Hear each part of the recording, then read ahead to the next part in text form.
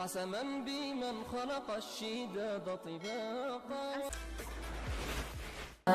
asalaamu calaykum waraxmat ullaahi tacaala wabarakaatuhu walaalaha galbeeyo kusoo dhawaada weelkii dunida iyo waxtarkii bulshada. aniga waxaan ahay xafsa halka aad naga daawaneysano xafsa channel. alaa barnaamijkan waxay soo gudbisay isla aniga walaashin xafsa sayid.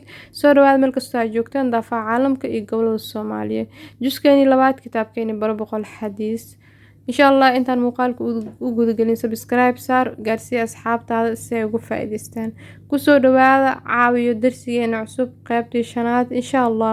bismillaah. can abi hurayrata radiyallahu canhu ana rasuulallahi sallallahu calayhi wasallam qaal ara'aytum low anna nahara bibaabi axadikum yaghtasilu minhu kulla yawmin 5 maraatin hal yabqaa min daranihi shay-un qaaluu laa yabqaa min daranihi shay-un قال فلذلك مثل الصلوات الخمس يمحو الله بهن قضاياه. متفق عليه.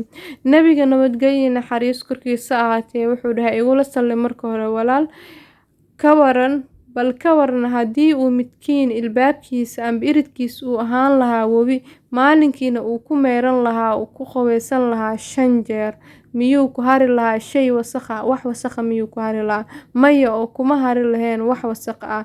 markaa buu nabiga yiri arinka waxaa la mid ah 5 salaadood oo la wanaajiyay ayaa waxaa lagu gaarayaa maktabadan oo ah Allah subxaanahu wa ta'ala inuu gafafka ku dhaafo. Allah subxaanahu wa ta'ala salaadeen hanoo dhaafo si gafafkeen noo dhaafo. gaarsii muuqaalkan walaalkaaga. assalaamu calaykum waraxmatullaahi wabarakaatuh.